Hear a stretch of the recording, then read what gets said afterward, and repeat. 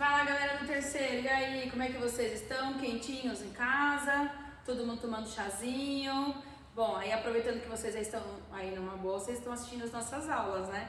Então hoje a gente vai estar aqui dando continuidade ao processo de administração colonial, mas pontualmente hoje eu vou falar sobre a administração colonial portuguesa, tudo bem? Então aí nós temos uma passada na questão da colonização francesa, nós vemos que a França ela não colonizou, ela somente povoou. Tá? Ela não teve tempo no processo de estabelecer realmente estruturas no processo administrativo da colonização.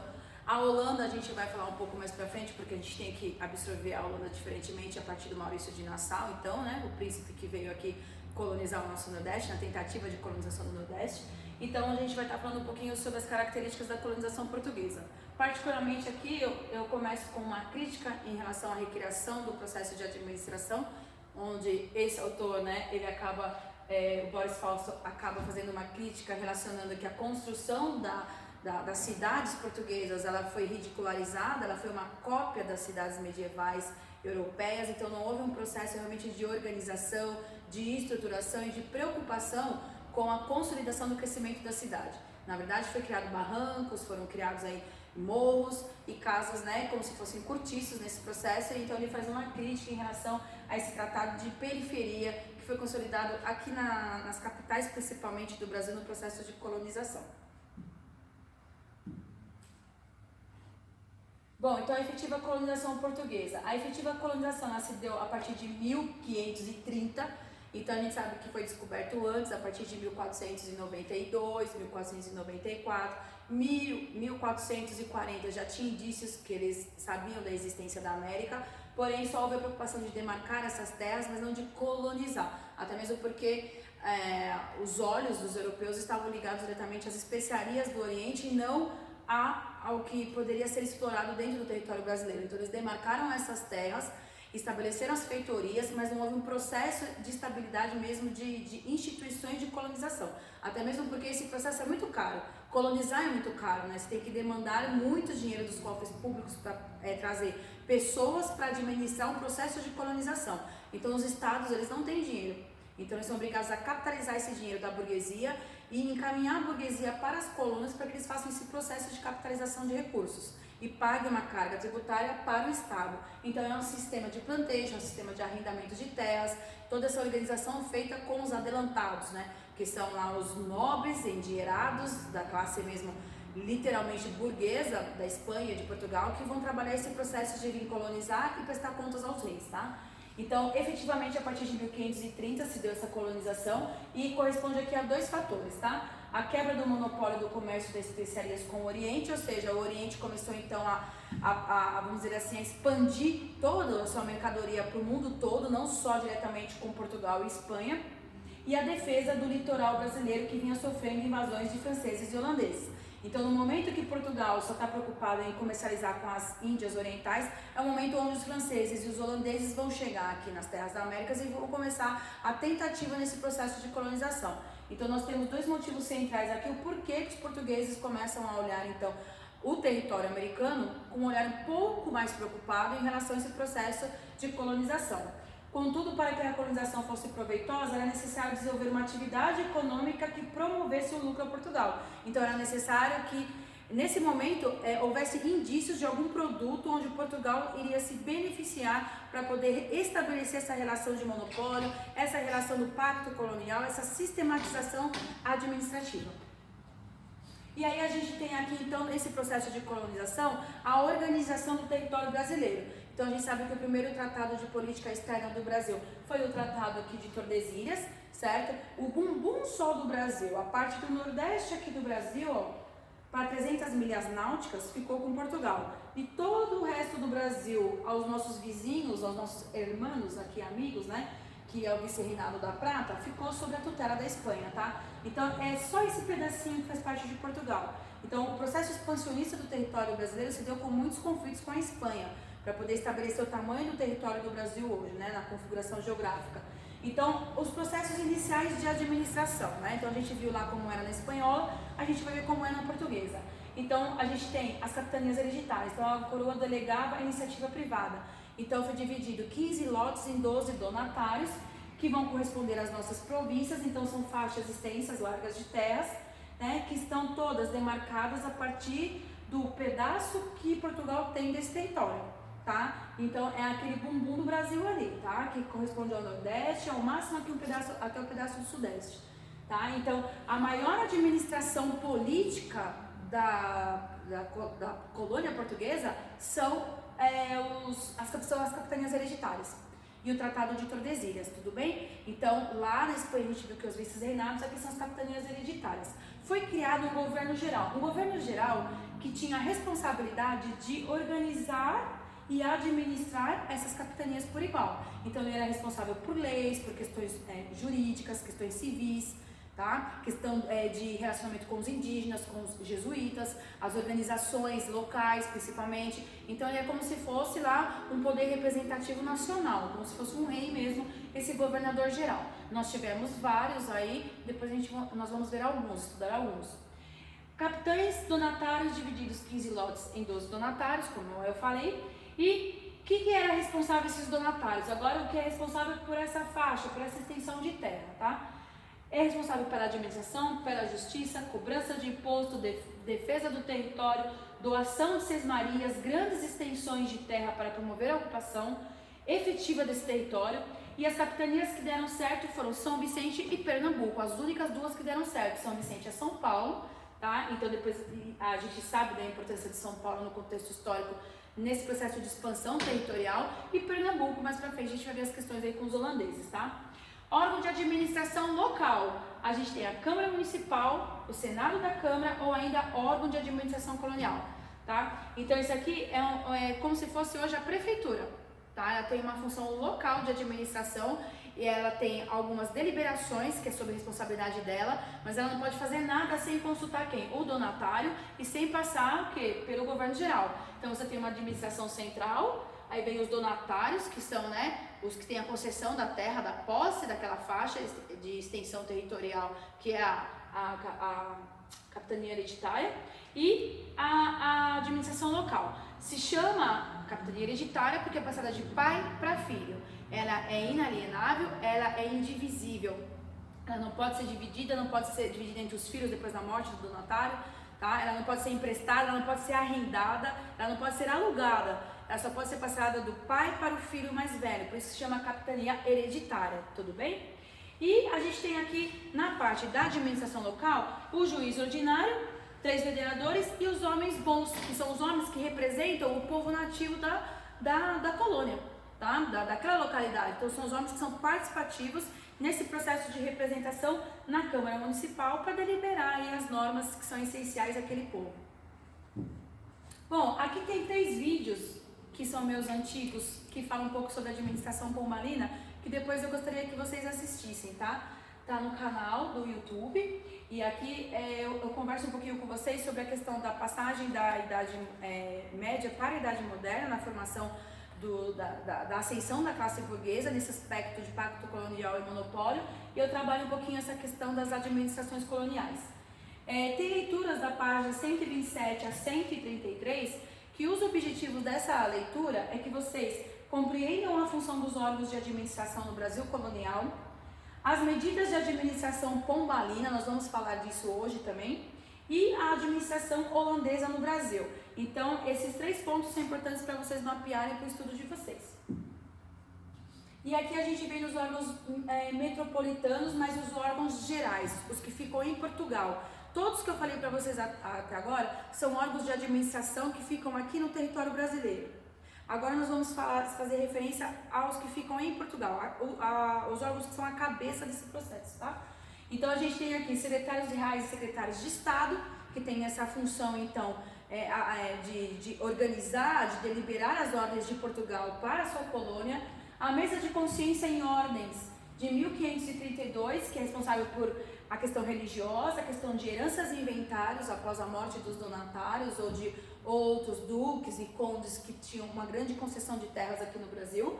E nós temos o Conselho das Índias de Conquistas Ultramarinas, que é a instituição mais importante da colonização portuguesa, porque ela trabalha diretamente a questão dos indígenas, a questão de conquistas de terras, né, organizar essa estrutura de terras, o que é terra privada, o que é terra da coroa, terra pública, tá? E também deliberar quem são esses burgueses, né? Essa classe nobre que vai vir para o Brasil para poder administrar. Então ele é um dos conselhos mais importantes nesse processo econômico.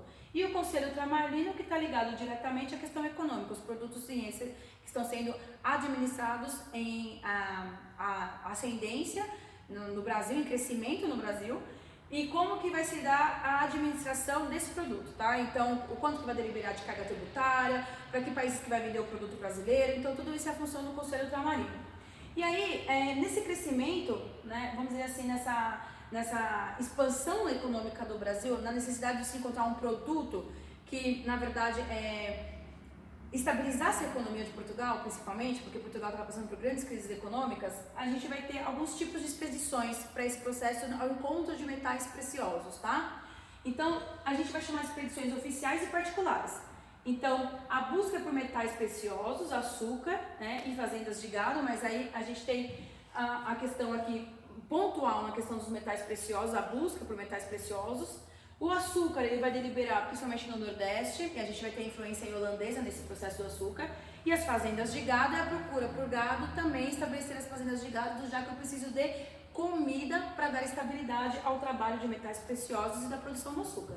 Então nós temos 3 tipos de expedições: as bandeiras, entradas e monções.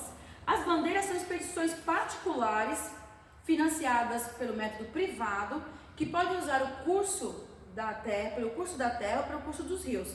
E quem foi os grandes homens que protagonizaram esse processo foram os bandeirantes, tá? Inclusive tem um importante aqui do lado da casa de vocês, para quem mora aqui em Cotia, o Raposo Tavares, tá? Então as bandeiras são expedições não oficiais particulares, financiadas pelos bandeirantes. As entradas são expedições oficiais, a mando da coroa, via curso terra, para poder abrir caminho ao encontro desses metais preciosos. E as monções são as incursões via rio, curso rio, que podem ser feitos pelos bandeirantes ou feitos oficialmente pela coroa. Então, os tipos de incursões que se deram, a extensão geográfica do território brasileiro, mas a busca dessa riqueza de metais preciosos, está ligado diretamente às bandeiras, às entradas e às monções. São os tipos de incursões no território brasileiro. E aí a gente vem na administração pombalina, que é super importante, tá? Então, aqui eu falo um pouquinho do contexto histórico para vocês. Então, ó, no século XVIII, como se encontrava Portugal? Extremamente atrasado economicamente diante das outras potências, dependia 100% da Inglaterra, a sua economia, mantinha o sistema colonial fragilizado aqui no Brasil, brigando com várias potências nesse processo aí administrativo, e limitava a presença inglesa no Brasil. Tinha essa confusão porque ele tinha medo, lógico, de que a Inglaterra intervisse na economia aqui da colônia e ele não conseguisse conter a Inglaterra, já que ele devia tantos favores econômicos e dependia da Inglaterra também. Em 1750, Dom João I ao trono, e ele nomeia Sebastião de Carvalho Melo, o famoso Marquês de Pombal, como ministro da Fazenda aqui do Brasil. Ele vai intermediar essa relação de organizar a economia portuguesa, mas facilitada, lógico, pelas relações que se estabelecem com a colônia brasileira. Então ele vai administrar a economia brasileira e vai administrar também a economia portuguesa. Então, ele criou 2 companhias super importantes, tá? Que praticamente aí organizou a estrutura, vamos dizer assim, de expansão de produto primário do Brasil com Portugal, principalmente na demanda inglesa.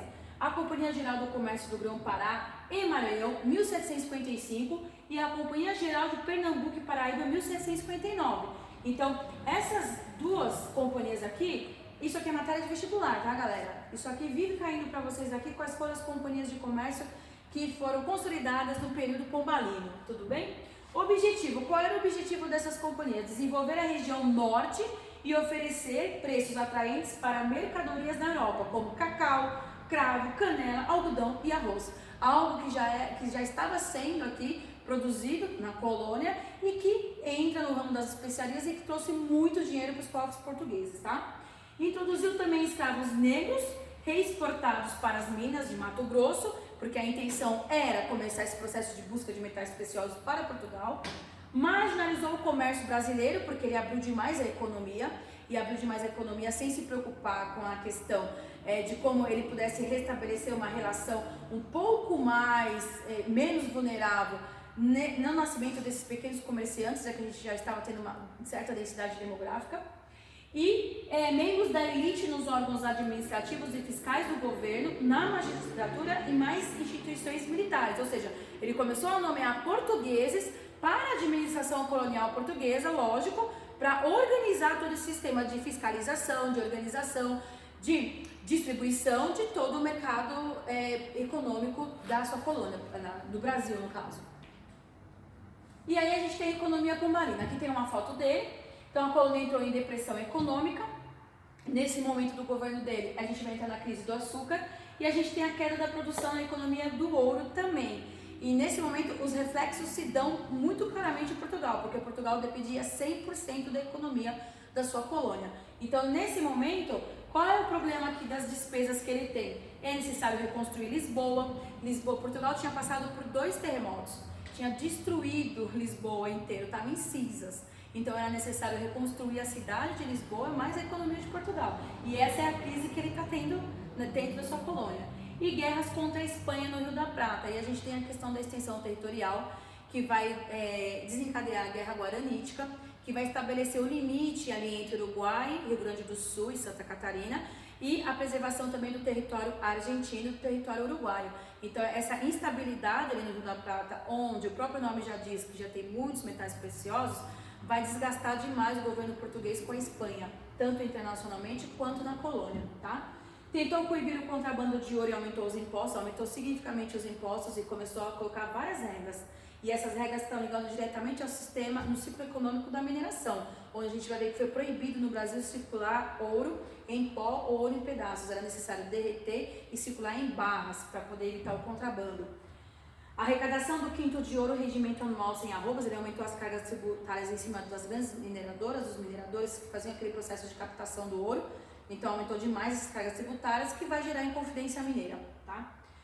Em 1771 a coroa se incumbiu de explorar diretamente a coroa, incentivou a manufatura em Portugal e mesmo no Brasil. Então esse processo de produção de bens de consumo para poder estabilizar, para que o Brasil e Portugal parassem de comprar tantos produtos de fora, também é uma economia que foi feita pelo Marquês de Pombal. Expulsou os jesuítas de Portugal e de seus domínios em 1759, confiscou todos os bens dos jesuítas aqui no Brasil. Tá? Por que ele fez isso? Porque os jesuítas eram contra a escravidão indígena e negra e porque os jesuítas estavam numa organização extremamente consolidada e rica aqui no Brasil. Então isso incomodava demais o Marquês de Pombal, então ele mandou todo mundo para Portugal, confiscou todos os bens dos jesuítas e deu liberdade total no processo de escravização indígena. Em 1757, aldeias foram transformadas em vilas sob administração civil, ou seja, a maioria das aldeias indígenas elas foram se transformando em cidades. A legislação incentivou o casamento misto entre brancos e índios, aí é um direito civil que foi consolidado pelo Marquês de Pombal. A Guerra Guaranítica, 1754 e 1756, que demarcou a parte sul do Brasil, né, como sendo do Brasil, Santa Catarina, Paraná e Rio Grande do Sul. E imposto especial, subsídio literário para sustentar o ensino promovido pelo Estado. Então o Estado começou a fazer o processo de educação para todos, né, no sentido de, mas assim, era uma educação para todos e só para os nobres, tá, galera? Então era sustentar o ensino promovido pelo Estado, mas para quem poderia pagar, porque era privatizada essa educação. Vinham professores, vinham artistas dar aula, mas era só para quem pudesse custear essa educação. E criação do Seminário de Olinda, que tinha como foco a formação em matemática e ciências naturais.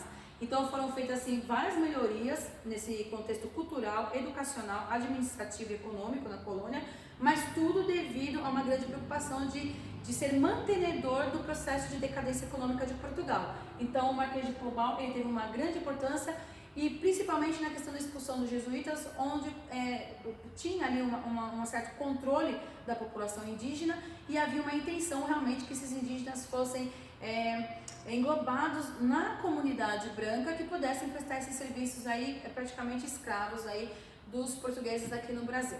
Então é isso, galera. Muito obrigada. A gente continua na próxima aula na administração holandesa. Tchau!